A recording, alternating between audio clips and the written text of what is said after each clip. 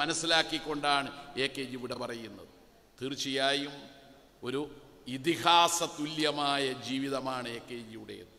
ഏത് പ്രശ്നവും AKG ലളിതമായ ഭാഷയിൽ പാർലമെന്റിൽ ഉന്നയിക്കുന്നു. അതുകൊണ്ടാണ് ജവഹർലാൽ നെഹ്റു AK ഗോപാലിനെ പറ്റി എഴുതിയത്. അദ്ദേഹത്തിൻ്റെ ജീവിതകഥയെക്കുറിച്ച് വിവരിക്കുന്ന ഘട്ടത്തിൽ ഈ കാര്യങ്ങൾ പരാമർശിച്ചത്. അദ്ദേഹം പറഞ്ഞു, പാർലമെൻറ്റിൽ AK ഗോപാലൻ പ്രസംഗിക്കാൻ എഴുന്നേറ്റാൽ ഞാൻ പാർലമെൻറ്റ് വിട്ടുപോവില്ല. നാട്ടിലെ ജനങ്ങളുടെ ഹൃദയ വികാരങ്ങൾ നാടൻ ഇംഗ്ലീഷ് വാക്കിൽ AK ഗോപാലിൽ നിന്ന് പാർലമെൻറ്റിന് കേൾക്കാൻ കഴിയും. അതായിരുന്നു AKG. AKG അന്ന് നടത്തിയ സമരമാണ് ഇന്ന് കേരളത്തിൽ എല്ലാവർക്കും റേഷൻ. പിന്നീട് ആ റേഷൻ പരിമിതപ്പെടുത്തി, കാർഡുകൾ പലതരമാക്കി. പക്ഷെ അന്ന് എല്ലാവർക്കും ഒരേ വിലക്ക്, ഒരേ അളവിൽ, മുതിർന്നവർ കുട്ടികൾ എന്ന് പറയുന്ന വ്യത്യാസം മാത്രം. അതായിരുന്നു അന്നത്തെ റേഷൻ സംവിധാനം. അതിനെയാണ് നമ്മൾ വിളിച്ചത് സ്റ്റാറ്റ്യൂട്ടറി റേഷനിങ്. കേരളത്തിൽ നാണ്യവിളകൾ ഉൽപ്പാദിപ്പിക്കുന്നുണ്ടെങ്കിലും നെല്ലുൾപ്പെടെയുള്ള ഭക്ഷ്യധാന്യങ്ങൾ ഉൽപ്പാദിപ്പിക്കുന്നില്ല. അത് കമ്മിയുള്ള സംസ്ഥാനമാണ്. അതുകൊണ്ട് നാണ്യവിളകൾ നിങ്ങൾക്ക് വിദേശ നാണയം നേടിത്തരുമ്പോൾ ഈ സംസ്ഥാനത്തിന് അരി നൽകണം. അരി മുഖ്യാഹാരമാണ്. അങ്ങനെ AKG നടത്തിയ പാർലമെന്റിലെ പ്രസംഗവും സമരവും സ്റ്റാറ്റ്യൂട്ടറി റേഷൻ സംവിധാനം കേരളത്തിൽ എത്തിക്കുന്നതിന് ഇടയാക്കിയിട്ടുണ്ട്. എവിടെയെല്ലാം കൃഷിക്കാർ അടിച്ചമർത്തപ്പെടുന്നുവോ, എവിടെയെല്ലാം കൃഷിക്കാരുടെ ഭൂമി നഷ്ടപ്പെടുത്തുന്നുവോ അവിടെ AKG ഓടിയെത്തും. അവിടെ അവരോടൊപ്പം ചേർന്ന് സമരം നടത്തും. ഇതാണ് AKG. AKGക്ക് പകരം മറ്റൊരാളില്ല എന്നത് ഇതുകൊണ്ടാണ് പറയുന്നത്. ഇന്ന് AKG ഉണ്ടായിരുന്നുവെങ്കിൽ എന്ന് ചിന്തിക്കേണ്ടി വരുന്നത് എന്തുകൊണ്ടാണ്? UDFും BJPയും SDPഐയും ജമാഅത്തെ ഇസ്ലാമിയും വലതുപക്ഷ മാധ്യമങ്ങളും ചേർന്ന് CPMനെയും ഇടതുപക്ഷത്തിനെയും തകർക്കുകയാണ്. എന്തെല്ലാം വ്യാജ പ്രചരണങ്ങൾ! കഴിഞ്ഞ ദിവസം ഒരു പത്രം റിപ്പോർട്ട് ചെയ്തു, ഒരു ചാനലിൽ ചർച്ചയുമായി മണി സർക്കാരിൻ്റെ കുട്ടി യുവാവ് BJP ചേർന്നു. ഈ കള്ള സുവർണറിയോ മണി സർക്കാരിന് മക്കളില്ല എന്നുള്ള കാര്യം? ഒന്നുമില്ലെങ്കിൽ അത് ആരോടെങ്കിലും അന്വേഷിക്കണ്ടേ? മണി സർക്കാരിന് മക്കളില്ല, പക്ഷേ അയാളുടെ മകനിതാ BJP ചേർന്നു എന്ന് പുലമ്പുകയാണ്. വന്നിട്ട് മുമ്പൊരാൾ പാച്ചേനി കുഞ്ഞിരാമാട്ടിൻ്റെ മകളെ നിനക്ക് വിവാഹം കഴിച്ചു തരാമെന്ന് പറഞ്ഞ് പയ്യൻ്റെ ഒരു ഓഫീസിൽ പറഞ്ഞ് പറ്റിച്ചിനേന്. പാച്ചേനി വിവാഹം കഴിച്ചിട്ടേ ഇല്ലാന്നേ. മണി സർക്കാർ വിവാഹം കഴിച്ചിന്, പക്ഷെ കുട്ടികളില്ല. ഇങ്ങനെയെല്ലാം വ്യാജ പ്രചരണം CPMനെതിരായി അഴിച്ചുവിടുന്നതിന് ഒരു മടിയുമില്ലല്ലോ. എല്ലാം കണ്ടതുപോലെയല്ലേ അവർ റിപ്പോർട്ട് ചെയ്യുന്നത് ചാനലുകളിൽ. ഇപ്പൊ കഴിഞ്ഞ ദിവസം മുഴപ്പിലങ്ങാട് ഒരു കേസിൽ 9 സഖാക്കളെ ശിക്ഷിച്ചു. ശിക്ഷ എന്തെന്ന് തിങ്കളാഴ്ച പറയാനിരിക്കുകയാണ്. എന്തൊരു വെപ്രാളമാണ് നമ്മുടെ നാട്ടിലെ വലതുപക്ഷ മാധ്യമങ്ങൾക്ക്. കമ്മ്യൂണിസ്റ്റുകാർ ഇതാ ശിക്ഷിക്കപ്പെട്ടു, എന്തൊരു സന്തോഷം. എന്നാൽ റിജിത്ത് കേസിലും ഷിബിൻ കേസിലും അവിടെ RSSകാർ കണ്ണപുരത്തും നാദാപുരത്ത് ലീഗുകാർ ശിക്ഷിക്കപ്പെട്ടപ്പോൾ ചരമക്കോളം റിപ്പോർട്ട് കൊടുത്തവരാണ് മാതൃഭൂമി മനോരമയും. ചരമക്കോളം, നാട്ടുവർത്തമാനം എന്ന ഉൾപേജിൽ. അപ്പൊ കമ്മ്യൂണിസ്റ്റുകാർക്ക് നേരെയുണ്ടായാൽ അവർക്ക് ആഘോഷം. കമ്മ്യൂണിസ്റ്റുകാർ മരിച്ചു വീണാൽ പുഴുക്കളെ പോലെ മരിക്കാൻ വിധിക്കപ്പെട്ടവർ. നോക്കൂ നിങ്ങൾ, കളമശ്ശേരി പോളിടെക്നിക്കിൽ കഞ്ചാവ് പിടിച്ചു. KSUവിൻ്റെ നേതാവിൻ്റെ മുറിയിൽ നിന്നാണ് പിടിച്ചത്. പിടിച്ച നേതാവിനെ റിമാൻഡ് ചെയ്തു. അവിടത്തേക്ക് കഞ്ചാവ് എത്തിച്ചയാളും KSU നേതാവ്, മുൻ വിദ്യാർത്ഥി, അവരെയും പിടിച്ചു. അവർക്ക് സ്ഥിരമായി എത്തിച്ചു കൊടുക്കുന്ന ചങ്ങലിയെ പിടിച്ചു, അതും കോൺഗ്രസ്സുകാർ. പക്ഷേ 2 ദിവസം നമ്മുടെ നാട്ടിലെ മാതൃഭൂമി മനോരമയും പ്രചരിപ്പിച്ചത് എന്താ? SFI പ്രവർത്തകൻ കഞ്ചാവ് കേസിൽ പിടിയിൽ. KSUവിനെ തമസ്കരിച്ചു.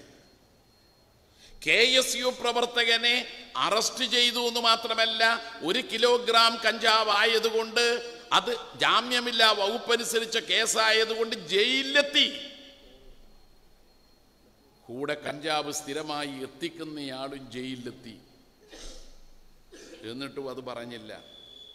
SFI പ്രവർത്തകൻ്റെ മുറിയിൽ നിന്ന് അയാൾ ഇല്ലാത്ത സമയത്ത് കഞ്ചാവ് കണ്ടെത്തി, ചെറിയൊരു ഗ്രാം. അത് ജാമ്യം കിട്ടുന്ന വകുപ്പാണ്. ജാമ്യം കിട്ടിപ്പോയി, അത് പറഞ്ഞുമില്ല. SFI ആയാലും KSV ആയാലും ലഹരി വസ്തുക്കൾ ഉപയോഗിക്കുന്നതും വിൽക്കുന്നതും തെറ്റ്. അങ്ങനെ പറയണ്ടേ? അതല്ലേ യഥാർത്ഥത്തിൽ വാർത്ത? SFI പ്രവർത്തകനെ നടപടിയെടുത്ത് പുറത്താക്കി. എന്നാൽ KSU പ്രവർത്തകനെയോ മാതൃഭൂമിയും മനോരമയും പറയാത്തത് കൊണ്ട് നടപടിയേ ഇല്ല. നോക്കണം നിങ്ങൾ. ഇതല്ലേ വാർത്താ വിന്യാസം? ഇതല്ലേ നമ്മൾ വിശ്വസിക്കേണ്ടത്? അപ്പൊ കേരളത്തിൽ ഇടതുപക്ഷത്തോടുള്ള വിരോധത്തെ അടിസ്ഥാനമാക്കി വാർത്ത മാത്രം ദിവസേന ചമക്കുന്ന വലതുപക്ഷ മാധ്യമങ്ങളുടെ ഇടയിലാണ് നമ്മൾ പ്രവർത്തിക്കുന്നത്. അതുകൊണ്ടാണ് SUCI നടത്തുന്ന സമരം ഒരു സാർവദേശീയ സമരമാവുന്നത്.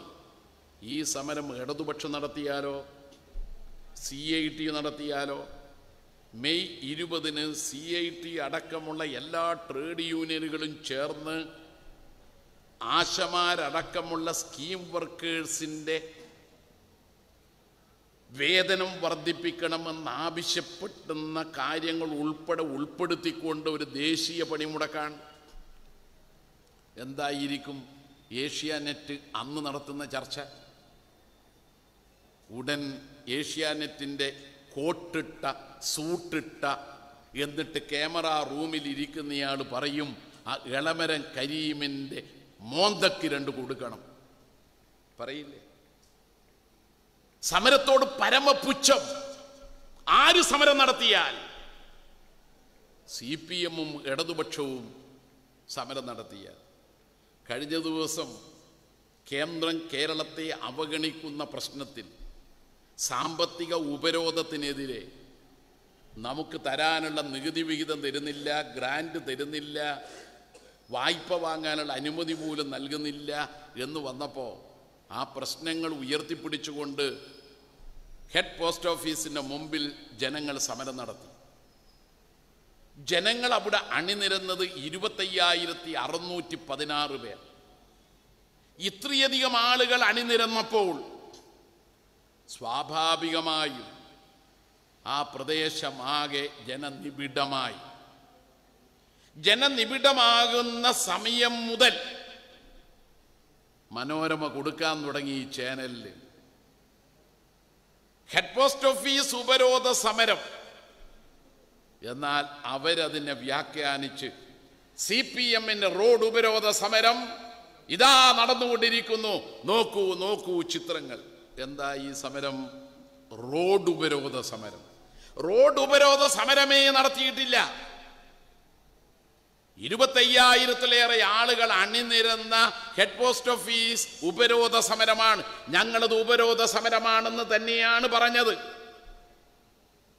കേന്ദ്രം കേരളത്തെ സാമ്പത്തികമായി ഉപരോധിക്കുമ്പോൾ കേന്ദ്ര ഓഫീസ് ഉപരോധിക്കുക തന്നെ വേണം എന്ന സമരമാണ് ഞങ്ങൾ സംഘടിപ്പിച്ചത്. പക്ഷെ മാധ്യമങ്ങൾ അതിൽ കേരളത്തിൻ്റെ അവകാശങ്ങൾക്ക് വേണ്ടിയല്ല നിലകൊണ്ടത്. പിന്നെയോ സമരമെങ്ങനെ ജനങ്ങളുടെ മുമ്പിൽ നിന്ന് ഒറ്റപ്പെടുത്താം, ഇതാണ് അവരുടെ രീതി. എന്നാൽ ഇത് SUCI നടത്തിയാലോ സമരം കെങ്കേമം. ഇതാ ഇടതുപക്ഷ സർക്കാർ അധികാരത്തിലിരുന്ന് ഈ SUCI-ക്കാരുടെ സമരത്തെ തകർക്കാൻ നോക്കുന്നു. എന്തടോ നിങ്ങൾ കമ്മ്യൂണിസ്റ്റുകാർ സമരം നടത്തുമ്പോൾ പോക്കണം കെട്ട കമ്മ്യൂണിസ്റ്റുകാരെന്ന് പറയുന്നത്? കമ്മ്യൂണിസ്റ്റുകാർ നടത്തുന്ന സമരം ന്യായത്തിന് വേണ്ടിയല്ലേ?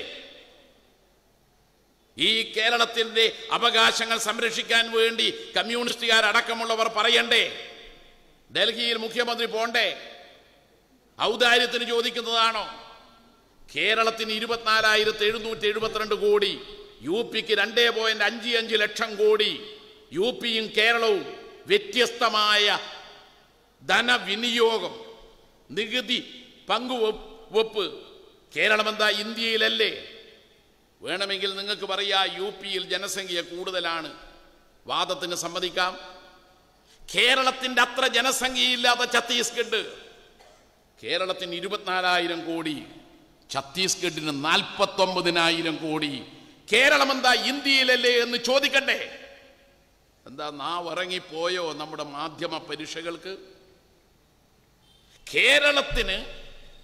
കേരളത്തിൻ്റെ അത്രയും ജനസംഖ്യയില്ലാത്ത സംസ്ഥാനങ്ങൾക്ക് കൊടുക്കുന്ന തുക പോലും കേന്ദ്രം കൊടുക്കാത്ത വിവേചനത്തെക്കുറിച്ച് ഒരക്ഷരം ഉരിയാടാത്ത കോൺഗ്രസും ഒരക്ഷരം പറയാത്ത മാധ്യമങ്ങളും, രണ്ടും ഒരേ കണക്കല്ലേ? ഇതിനല്ലേ അന്ന് നടത്തിയ ഉപരോധ സമരം? നിങ്ങൾ കിഫ്ബിയിലൂടെ പണം വാങ്ങി വികസനം നടത്തുന്നത് തടയാൻ നോക്കുന്നു. പെൻഷൻ കേരളം ഇന്ത്യക്ക് മാതൃകയായി 62 ലക്ഷം പേർക്ക് 1,600 രൂപ വീതം ഒരു മാസം 900 കോടി കൊടുത്ത് ജനങ്ങളെ സഹായിക്കുന്നു. ഇത് രണ്ടിനും പണമുണ്ടാക്കുന്നത് എങ്ങനെയാണ് ഇടതുപക്ഷം? ഇടതുപക്ഷ ഗവൺമെന്റ് ഇത് രണ്ടിനും പണമുണ്ടാക്കുന്നത് ബജറ്റിനും വെളിയിൽ വായ്പ വാങ്ങിയിട്ടാ. എങ്ങനെയാ വായ്പ? കിഫ്ബി ധനകാര്യ ഏജൻസികളിൽ നിന്ന് വായ്പ വാങ്ങുന്നു. ആ വായ്പ തിരിച്ചടക്കാൻ സംവിധാനം കൂടി ഉണ്ടാക്കുന്നു. ഏതാണ്ട് 80,000 കോടി രൂപയുടെ വികസന പ്രവർത്തനങ്ങൾ, റോഡുകൾ, സ്കൂളുകൾ, പാലങ്ങൾ, ആശുപത്രികൾ എല്ലാം പണിത്. അപ്പോൾ നിങ്ങൾ പറഞ്ഞ എന്താ? കിഫ്ബി വഴി വാങ്ങുന്ന വായ്പ സർക്കാരിൻ്റെ വായ്പയായി കണക്കാക്കും. അങ്ങനെയല്ലേ കിഫ്ബി വായ്പ വാങ്ങുന്നത് തടഞ്ഞത്? പെൻഷൻ കൃത്യമായി കൊടുത്തു വന്നല്ലോ. കേരളത്തിലെ സഹകരണ ബാങ്കുകളിൽ നിന്ന് കടം വാങ്ങി പെൻഷൻ കമ്പനി പെൻഷൻ കൊടുത്തു വരുന്നു. അപ്പോൾ നിങ്ങൾ പറഞ്ഞു പെൻഷൻ കമ്പനി കടം വാങ്ങുന്നത് സർക്കാരിൻ്റെ കടമായി കണക്കാക്കി, അപ്പോൾ പരിധിയിൽ കൂടുതലാണ്, അത് തടയുന്നു. അങ്ങനെ കിഫ്ബിയെയും പെൻഷൻ കമ്പനിയെയും കടം വാങ്ങുന്നതിൽ നിന്ന് തടഞ്ഞ് കേരളത്തിലെ വികസന ക്ഷേമ പ്രവർത്തനങ്ങൾ തടസ്സപ്പെടുത്താമെന്നല്ലേ നിങ്ങൾ കരുതിയേ? അതിന് ബദലെന്താണ്? അതാണ് കൊല്ലത്തെ CPIM-ന്റെ സമ്മേളനം നവകേരളത്തെ നയിക്കാൻ പുതുവഴികൾ എന്ന രേഖയിൽ വിവരിച്ചത്. കേന്ദ്ര സർക്കാർ കേരളത്തെ വായ്പ വാങ്ങാൻ പോലും അനുവദിക്കാതെ വികസനവും ക്ഷേമവും തടയാൻ നോക്കുമ്പോൾ ഇതാ പുതിയ വഴി. എന്താണ് ആ വഴി?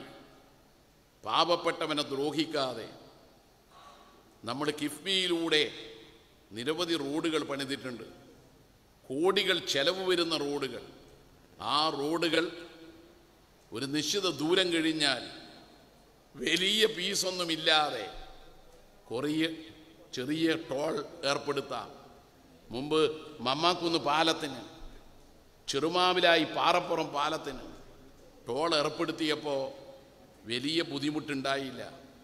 നിശ്ചിത വർഷം അത് കഴിഞ്ഞപ്പോൾ ടോൾ അങ്ങോട്ട് പിൻവലിക്കും. ഇങ്ങനെ ടോൾ ഏർപ്പെടുത്താൻ വേണ്ടി തീരുമാനിച്ചു കഴിഞ്ഞാൽ കിഫ്ബിയിലൂടെ റോഡ് നിർമ്മിച്ചതിന്, പാലം നിർമ്മിച്ചതിന് കൃത്യമായ പണം തിരിച്ചു കിട്ടും. ഒരു നിശ്ചിത വർഷം കഴിയുമ്പോൾ ഇപ്പോൾ പുതിയ പാലം പണിയാം, പുതിയ റോഡ് പണിയാം. ഈ സ്കൂളിന് 25 കോടി രൂപ ചെലവായി. ഇവിടെ കുട്ടികൾക്ക് ഫീസ് ഏർപ്പെടുത്തി പണം ഉണ്ടാക്കാൻ കഴിയില്ല. ചക്കരക്കൽ ആശുപത്രിക്ക് 15 കോടി 20 കോടി ചെലവഴിച്ച് വലിയ ബ്ലോക്ക് പണി ഏതാണ്ട് പൂർത്തിയാകാറായി. അവിടെ പാവപ്പെട്ട രോഗികളിൽ നിന്ന് ഫീസ് വാങ്ങി അതിൻ്റെ കെട്ടിടത്തിൻ്റെ പൈസ ഉണ്ടാക്കാൻ കഴിയില്ല. ഇതും കിഫ്ബിയുടെ പണമാണ്, അതും കിഫ്ബിയുടെ പണമാണ്. എന്നാൽ റോഡിലൂടെ നിരവധി വാഹനങ്ങൾ ഓടുന്നുണ്ട്, ചെറുതും വലുതും. 2 ചക്രം ഒഴിവാക്കാം, 3 ചക്രം ഒഴിവാക്കാം. ഇതെല്ലാം ചെയ്താലും കിട്ടുന്ന പണം കിഫ്ബിക്കൊരു പിൻബലമാവും. കേന്ദ്ര ഗവൺമെന്റ് കിഫ്ബി വായ്പ വാങ്ങുന്നത് തടയുമ്പോൾ ഇതാ ഞങ്ങളൊരു ബദൽ. പിന്നെ എന്താ ഞങ്ങൾ കാണിച്ച ബദൽ? നിങ്ങൾ വികസനത്തിനൊന്നും തരൂല. ഏതാണ്ട് 1,90,000 കോടി ഉറുപ്പിക ഒരു വർഷത്തെ കേരളത്തിൻ്റെ ബജറ്റ്. 2 ലക്ഷം കോടി ഉറുപ്പികയുടെ സംരംഭങ്ങളാണ് കേരളത്തിൽ വരാൻ പോകുന്നത്. ഇന്ത്യയുടെ ചരിത്രത്തിൽ 236 രാജ്യങ്ങളിൽ നിന്ന് നിക്ഷേപിക്കാൻ സന്നദ്ധതയുമായി 3000 പ്രതിനിധികൾ ഒത്തുകൂടി എന്നതാണ് കൊച്ചിയിൽ നടന്ന ആഗോള നിക്ഷേപക സംഗമത്തിൻ്റെ പ്രത്യേകത. ഈ 236 രാജ്യങ്ങളിൽ നിന്നും. അതിൽ കുറേയേറെ കമ്പനി താൽപ്പര്യപത്രം ഒപ്പിട്ടു. പ്രത്യേകിച്ച് UAE, കേരളവുമായി നല്ല ബന്ധമുള്ള രാജ്യം.